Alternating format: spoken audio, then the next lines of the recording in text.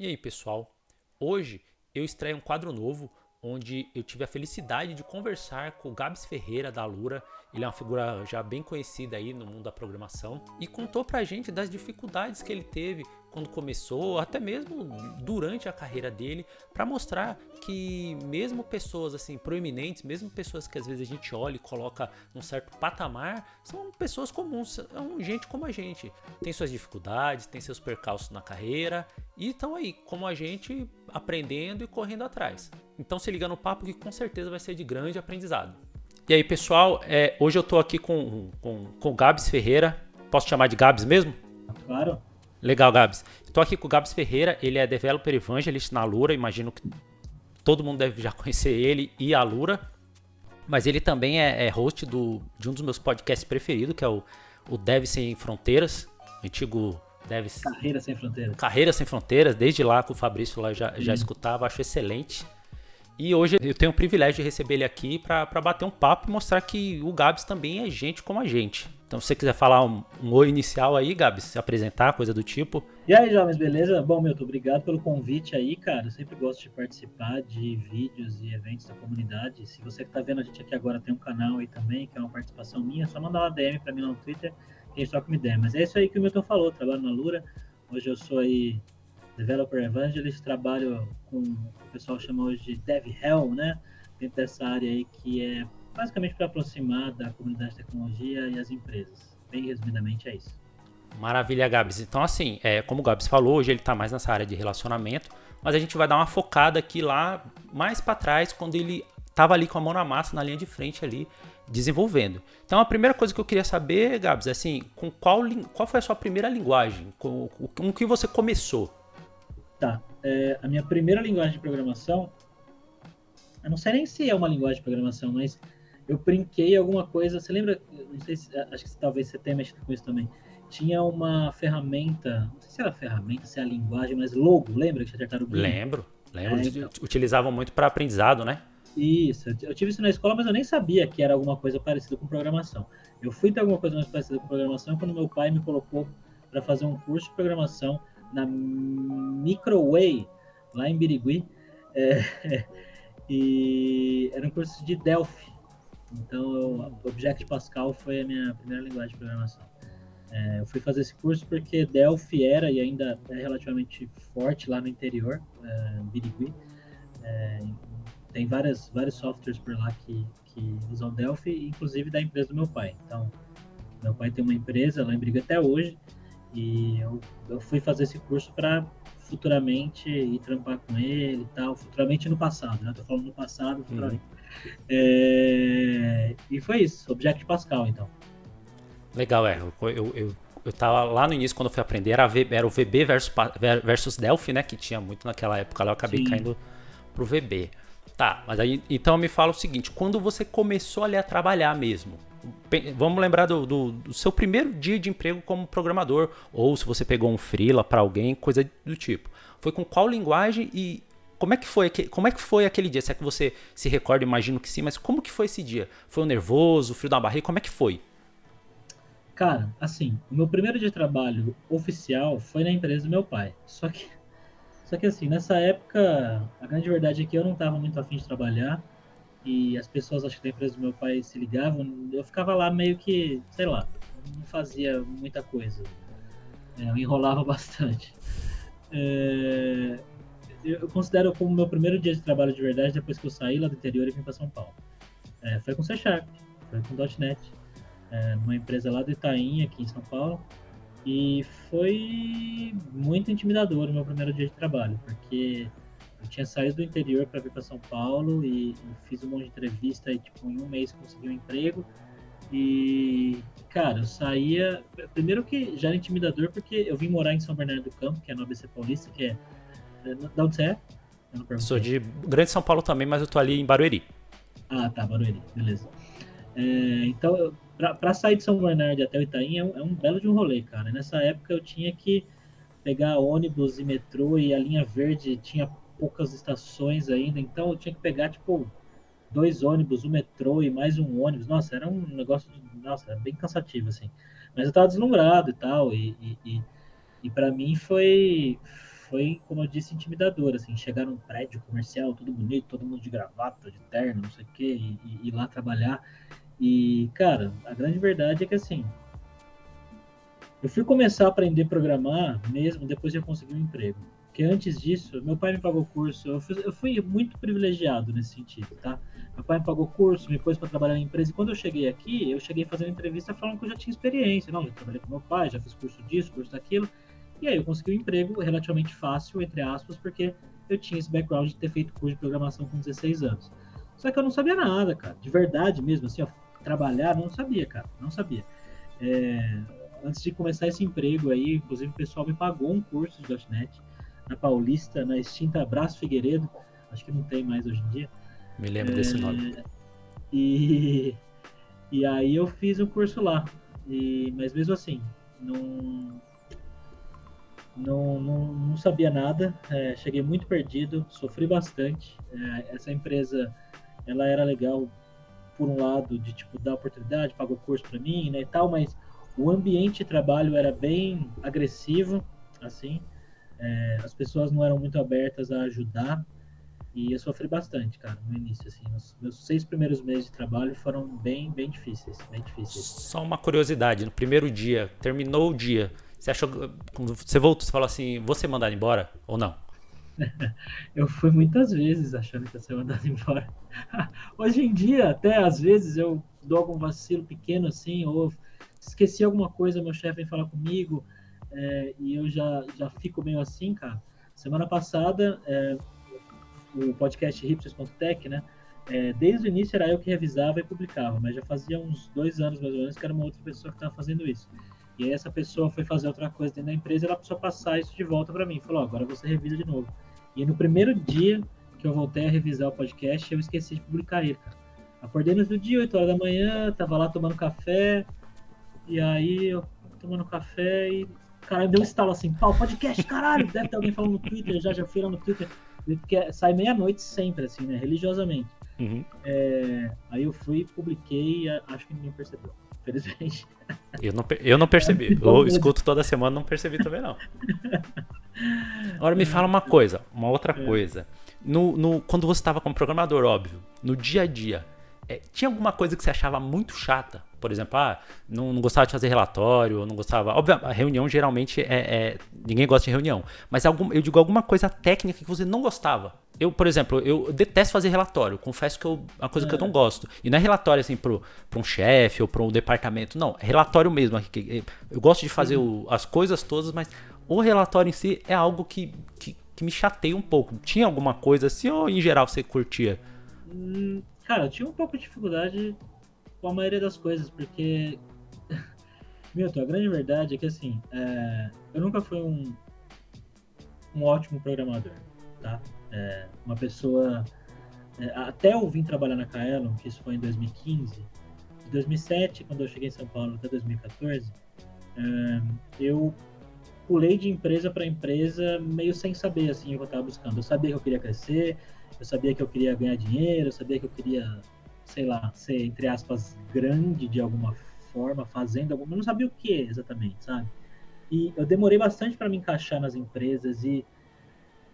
para me encaixar numa empresa, na verdade. Eu tinha bastante dificuldade em... Assim, eu conseguia fazer as coisas, eu conseguia entregar o que eu precisava entregar, mas sempre a muito custo, porque me faltava uma base muito grande. Eu não estudei a base, eu não terminei a faculdade, então eu sofri bastante nesse tempo e ao mesmo tempo também eu não me via tanto como programador. Eu não sei explicar isso, mas é isso. Mas tem uma coisa que eu tinha bastante dificuldade, não tanta dificuldade, mas que eu não gostava de fazer. Eu trabalhei em muito sistema com procedure gigantesca. Eu odiava mexer com procedure, cara. Aquelas que tem regras de negócio tudo misturado ali dentro, tem um monte de join, um monte de... Aquela procedure que fica dentro do banco mesmo. Isso, então a gente tá junto nessa aí também. Acho abominável. Nossa, eu trabalhei uma época numa empresa que eles faziam um sistema super específico para premiação de vendas de vendedor de indústria farmacêutica. E era um sistema que ele tinha várias telas e você ia imputando dados de vendas da pessoa. Então ia colocando uma planilha assim, uma planilha assado, no formato assim, assado, e no final ele rodava uma proc doida lá atrás para fazer um cálculo. E, cara, era um negócio assim, ó, nossa, era muito difícil, cara. Nossa, essa época foi complicado. Foi bem Imagino. difícil. Mas uma coisa que eu gostei que você falou, que você entrou num ponto aí, era assim, você não se sentia um grande programador, tinha muitas dificuldades, etc e tal. Mas você falou assim, eu entregava. A muito custo, mas eu entregava. Então, assim, você conseguia ir pra frente e imagino que durante muito tempo você foi se sentindo aí um não grande programador, vamos falar dessa forma, mas você conseguiu entregar. Então, isso é uma coisa Sim, que eu queria deixar ressaltado, porque assim, eu sei que vai ter muita gente que vai estar assistindo a gente que entrega, vamos dizer, ganha seu salário, passa o seu mês e vai sendo, e ele não vai se sentir nunca um grande programador ou coisa do tipo. sim, E, então, eu acho que isso é importante a gente salientar, porque é isso, você não precisa se sentir, não, agora eu sei de tudo. E eu queria puxar uma coisa assim, quando ali você precisava entregar uma coisa, alguma coisa, e você não sabia como. E aí eu vou puxar até depois, quando você já tinha entrado na Kaelo, imagino que você estava programando lá ainda. Quando você tinha esse tipo de dificuldade, o que você fazia? Você pesquisava em algum lugar? Como que você se virava? tá. Antes disso aí que você falou de saber tudo, esse é um sentimento constante em profissionais de tecnologia e esse sentimento de que você sabe tudo, eu acho que é um sentimento que as pessoas não devem ter, que você, agora eu sou foda. Não, mas sobre pesquisar, tá. Bom, eu apesar de eu não me considerar um grande programador, como eu te falei, eu sempre fui muito ligeiro para pesquisar e conversar e comunicar o que eu estava passando. Então, eu aprendi a usar o Stack Overflow razoavelmente bem, assim. Se você olhar meu perfil lá, eu tenho várias medalhinhas, porque eu respondia a coisa da galera, eu cheguei a ter algumas permissões lá de moderar algumas coisas, Que barato. que você ganha depois que você responde uma quantidade de perguntas certas, né? Depois que você edita comentário, revisa a resposta. Então tem um monte de coisinha, micro coisinha que o Stack Overflow gamificou incrivelmente bem, na minha opinião. Eu adoro a gamificação do Stack Overflow. Que, cara, funciona bem, assim. Quando você chega no Stack Overflow e você faz a sua pergunta certinho, do formato certo que eles pedem, coloca exemplo do que você fez, coloca bem escrito, sem falar oi, sem falar tchau, como se fosse uma documentação mesmo, Perfeito. as pessoas respondem. As pessoas, geralmente, até 24 horas, a galera costuma responder você. Então, eu já fui muito respondido assim. E esses dias eu vi um tweet de um cara que ele falou que quando ele posta uma pergunta no Stack Overflow e a galera não responde, ele tem um outro perfil onde ele chega e coloca uma resposta errada de propósito que aparece alguém para corrigir. Que gênio! Muito bem pensado isso aí. Muito bem pensado. Mas bom, Stack Overflow e comunidades no geral, cara. Eu tenho vontade, assim, eu queria fazer um vídeo, é que eu não sei como ainda não achei o jeito, mas tentando ensinar para as pessoas como fazer pergunta, porque eu vejo que você saber perguntar é uma coisa fundamental, porque às vezes a pessoa só fala, tô com erro X e põe o código do erro lá, mas não dá um contexto, não sabe explicar mais ou menos como ele chegou. E eu acho que isso é importantíssimo para qualquer Sim, programador, para qualquer área, qualquer pessoa da área de tecnologia. Mas excelente, é isso sim. aí mesmo. Então, Tá, agora sim, eu sei que você já, vamos dizer assim, saiu da parte de desenvolvimento, linha de frente, e tá aí como dev hell.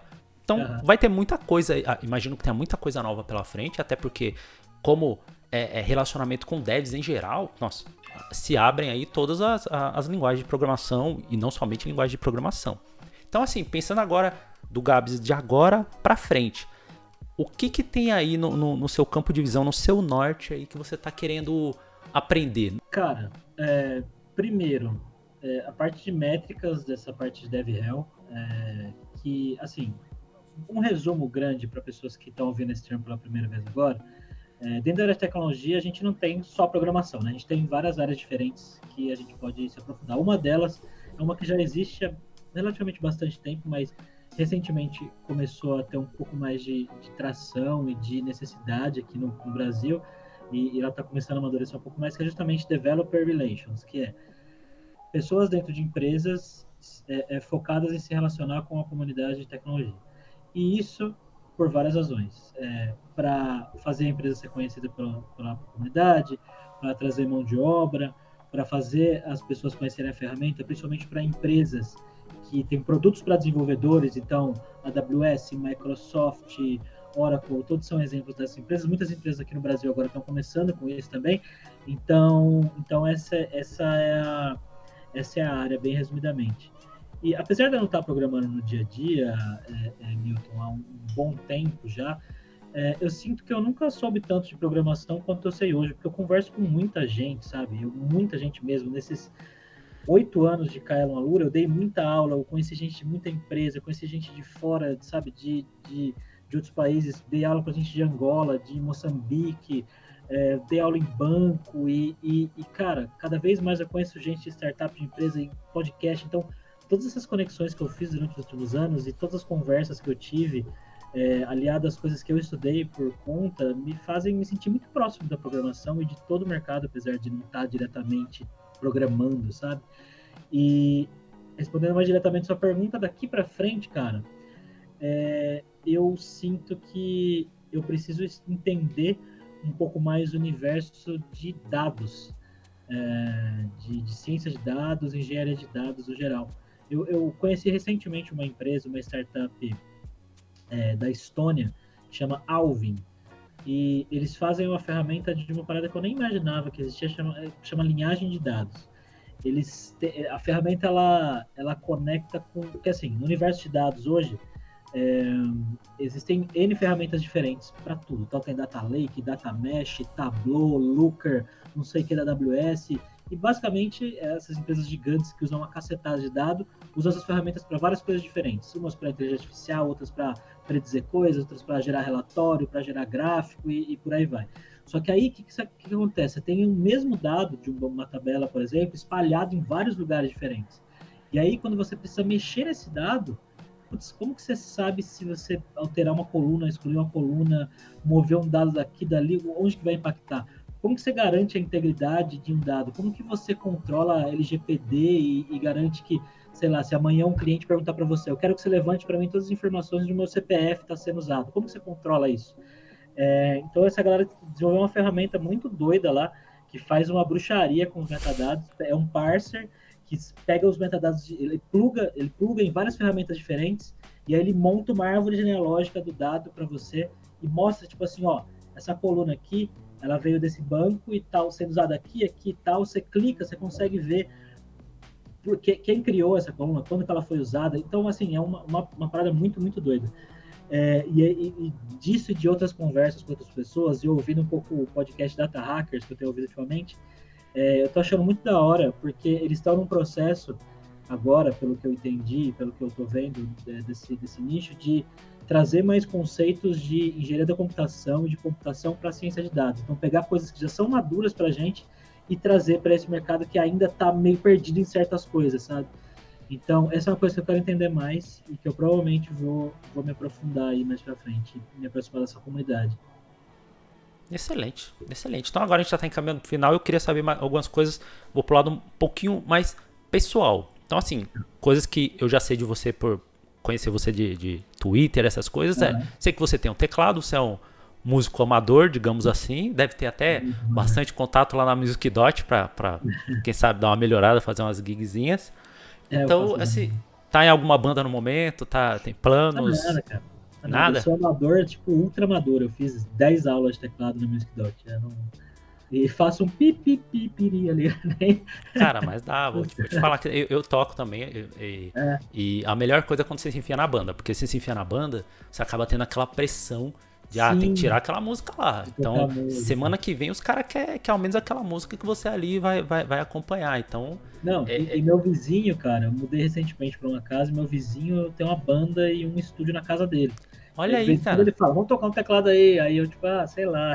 Então, eu acho que dá sempre aquele frio na barriga. Confesso que assim, quando me chamaram pra banda, eu falei, não, cara, eu só toco violãozinho aqui em casa e tal. E não era nem a modéstia, porque às vezes a gente tem a modéstia, né? Não, eu não toco, mas toco um monte. Não, realmente não tocava. Aí os caras, não, mas vem. Aí você vai, toca um pouquinho e tal, e vai sentindo que tá ali entre amigos. Cara, é um barato. Eu recomendo aí pra dar uma desanuviada, é excelente. É excelente. E algum livro, filme, coisa do tipo que viu recente ou é antigo, mas queria deixar de dica, alguma coisa. Não precisa ser atualidade, ou pode ser também. Fica a critério.